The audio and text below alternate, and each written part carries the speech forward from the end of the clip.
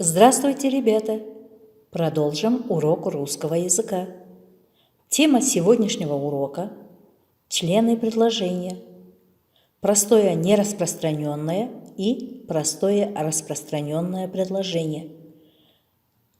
Параграф 5 на странице 13 и 14. Саламатсыңарбы, балдар? Орыс тілі сабағын улантабыз. Бүгінгі сабақтың темасы сөйлемдің мүшелері. Жөнөкөй жалаң сөйлем жана жөнөкөй жайылма сөйлем. Китебиңердин 13-14 бетиндеги 5 параграф. План урока. Повторение пройденных тем. Новая тема. Упражнения для закрепления новой темы. Домашнее задание. Итог урока. Сабактын планы.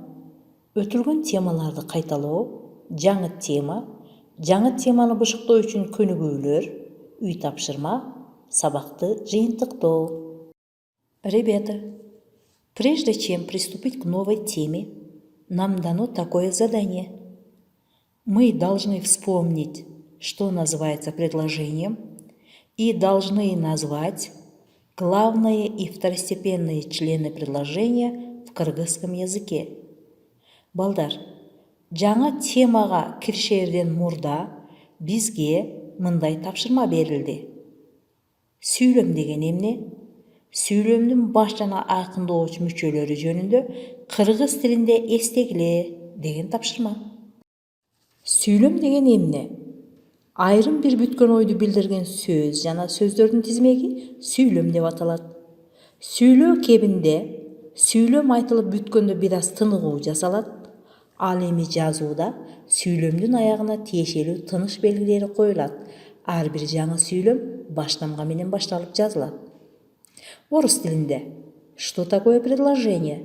Это слово или несколько слов, которые выражают законченную мысль. Законченность предложения выражается перерывом в речи, а на письме обозначаются знаками препинания. Каждое отдельное предложение на письме начинается с большой буквы. Сүйлөм мүчөлөрү баш мүчөлөрдөн жана айкындоочу мүчөлөрдөн турат. Баш мүчөлөргө жана баяндооч таандык, ал эми айкындоочу мүчөлөргө аныктооч, толуктооч, бышыктооч таандык. Сүйлөм мүчөлөрү орус тилинде члены предложения. Баш мүчө главные члены, айкындооч мүчө второстепенные члены. На русском языке подлежащее, баяндооч на русском языке сказуемые. Айкындооч мүчөнү биз орус тилинде второстепенные члены предложения деп айтабыз. Аныктооч определение, толуктооч дополнение, бышыктооч обстоятельства. Балдар, баш мүчөлөрдү кеңири карайбыз. Сүйлөмдүн баш мүчөлөрү башка сүйлөм мүчөлөрүнө көз каранды болбойт.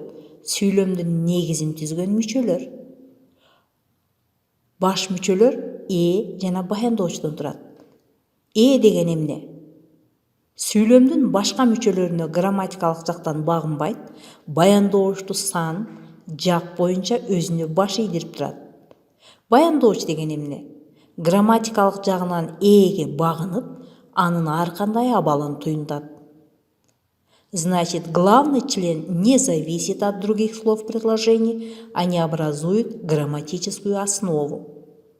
Подлежащее – главный член в предложении, обозначающий предмет или лицо, о котором в нем говорится. Сказуемое – главный член предложения обозначает действие, которое происходит с подлежащим. Мисалдарга көңүл бурабыз, балдар. Күз келди деген сүйлөмдө күз бул сүйлөмдүн ээси, келди бул баяндоочу. Күз келди. Орус тилинде пришла осень. Пришла сказуемое, осень подлежащее. Сүйлөмдүн айкындоочу мүчөлөрү баш мүчөлөрдү аныктап, тактап, толуктап турат. Айкындооч мүчөлөргө аныктооч, толуктооч, бышыктооч сөздөр таандык. Аныктооч бул заттык маанидеги сөздөргө багынып, алардын сапатын, белгисин, сан иретин аныктап, канча, нече, канчанчы, неченчи деген суроолорго жооп берет. Толуктооч кыймыл аракеттин багытын тике же кыйыр көрсөтүп, кимди, эмнени, кимге, эмнеге деген суроолорго жооп берсе, бышыктооч кыймыл аракеттин мүнөзүн, ордун, багытын, себебин, максатын көрсөтүп, кандай, кантип, кайдан деген суроолорго жооп берет. Мисалы, катуу шамалдан корккон бала үйгө чуркады. Балдар, а дегенде сүйлөмдүн ээсин таап алабыз. Ким? Бала. Бул сүйлөмдүн ээси. Эмне кылды? Чуркады. Бул сүйлөмдүн баяндоочу. Бала каяка чуркады? Үйгө. Кыймыл аракеттин багытын көрсөтүп турат. Үйгө деген сөз бул сүйлөмдүн бышыктоочу. Эмнеден корккон бала үйгө чуркады? Катуу шамалдан. Сүйлөмдө жалпы кыймыл аракеттин багытын негиздеп себебин билдирип турат. Катуу шамалдан деген сөз бул сүйлөмдүн толуктоочу. Кандай бала үйгө чуркады? Шамалдан корккон бала. Корккон бала. Бул сүйлөмдүн аныктоочу. Демек биз сүйлөмдү талдадык. Эсиңерге дайыма тутуп койгула балдар. Сүйлөмдүн баш мүчөлөрү жана баяндооч. Сүйлөмдө бир сызык менен сызылат. Баяндооч 2 сызык, түз сызык менен сызылат. Ал эми толуктооч үзүк сызык менен белгиленсе, бышыктооч сызык чекит менен белгиленет. Ал эми аныктооч толкун сызык менен белгиленет. Еще раз вспомним, ребята, на русском языке. Второстепенные члены зависят от главных членов и поясняет, уточняет или дополняют. Определение имеет общее значение признака, отвечает на вопрос «какой», «который», «чей». Дополнение обозначает предмет, отвечающий на вопрос косвенных падежей. Обстоятельства, обозначающий признак действия или другого признака, отвечает на вопрос где, когда, откуда, как. Например, испугавший мальчик от сильного ветра побежал домой. В этом предложении подлежащее мальчик. Кто мальчик? Сказуемое побежал. Что делал? Побежал. Куда побежал? Домой. Домой – это обстоятельство. Какой мальчик? Испугавший. Слово «испугавший» – это определение. От чего побежал мальчик домой? От сильного ветра. От сильного ветра – это дополнение. Ребята, мы с вами вспомнили о главных и второстепенных членах предложений. Теперь давайте приступим к новой теме. Ребята, сначала обратите внимание на предложение. Пришла осень. Ученик читает. Собака бегает. Девочка танцует. Что вы заметили в предложениях? Да, ребята, вы правильно заметили. Предложение состоит только из главных членов. Предложение, которое состоит только из главных членов подлежащего и сказуемого, называется простым нераспространенным. Биз силер менен сүйлөмдүн баш жана айкындооч мүчөлөрү жөнүндө билимибизди кеңири кайталадык. Эми жаңы темага киришебиз. А дегенде мисалдарга көңүл бургула. Күз келди. Окуучу окуйт. Ит үрөт. Кыз бийлейт. Бул сүйлөмдөрдөн эмнени байкадыңар? Ооба, туура айттыңар. Бул сүйлөмдөр жалаң баш мүчөлөрдөн гана түзүлдү. Тагыраак айтканда, жана баяндооштун гана. Мисалы күз келди. Эмне күз, эмне кылды, келди. Демек, баш мүчөлөр аркылуу гана түзүлгөн сүйлөм жөнөкөй, жалаң сүйлөм деп аталат экен балдар. Ребята, обратите внимание на следующее предложение. Светит яркое солнце. Давайте разбирать это предложение. Что солнце? Это подлежащее. Да, правильно вы сказали. Светит – это сказуемое. Какое солнце светит? Светит яркое. Яркое – это определение. Как вы заметили, это предложение состоит из главных и второстепенных членов. Предложение, которые наряду с главными включают и второстепенные члены предложения, называется простым распространенным. Балдар, кыргыз тилинде түшүндүрүп кеткенге аракет кылайын. Мисалга көңүл бурабыз. Күн ачык тийип турат. Келгиле бул сүйлөмдү талдайбыз. Эмне? Күн. Бул сүйлөмдүн ээси. Эмне кылып турат? Тийип турат. Бул сүйлөмдүн баяндоочу. Күн кандай тийип турат? Ачык. Ачык бул сүйлөмдүн аныктоочу. Өзүңөр байкагандай, сүйлөм баш жана айкындооч мүчөлөрдөн түзүлдү. Демек, баш жана айкындооч мүчөлөрдүн катышуусу аркылуу түзүлгөн сүйлөм жөнөкөй, жайылма сүйлөм деп аталат. В русском языке, в отличие от кыргызского, допускаются два способа постановки подлежащего и сказуемого. Первое. Подлежащее обычно стоит перед сказуемым. Например, мальчик пишет письмо. Как вы видите, мальчик – это подлежащее, пишет сказуемое, письмо – дополнение.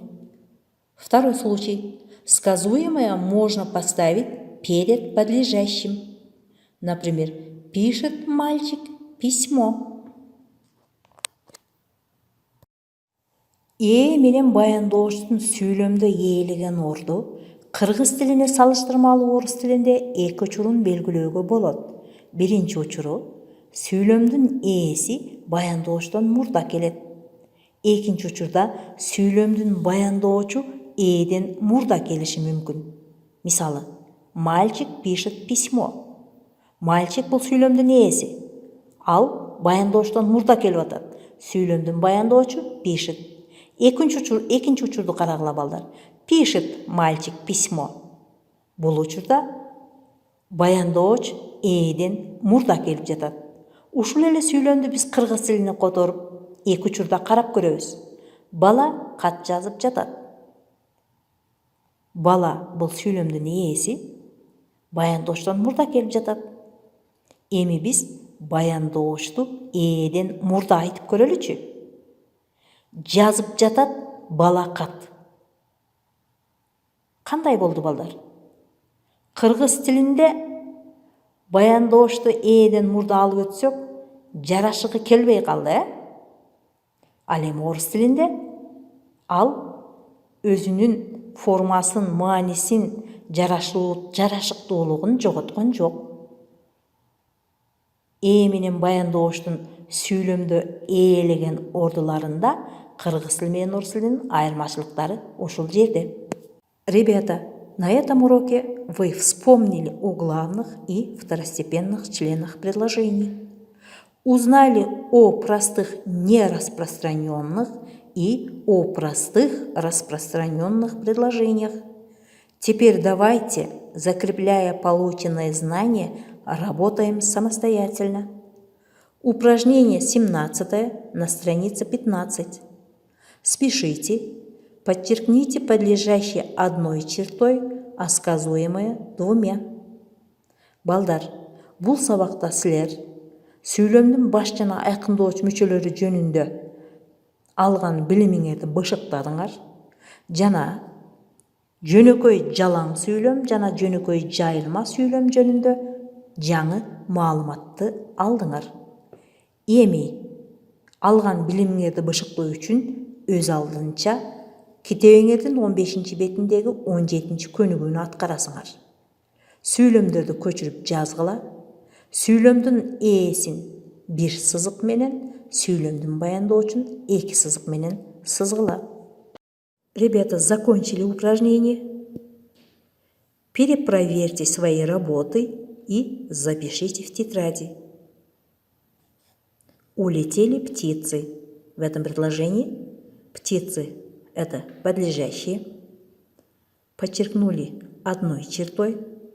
Улетели – сказуемое. Подчеркнули 2 чертами. Ребята, работаем дальше. Упражнение 21 на странице 16. Простые нераспространенные предложения распространите приведенными в конце упражнения второстепенными членами.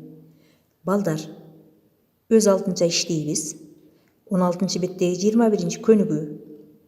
Жөнөкөй жалаң сүйлөмдөрдү, тиешелүү айкындооч мүчөлөрдү улап, жөнөкөй жайылма сүйлөмдөргө айландырып жазгыла. Ребята, закончили?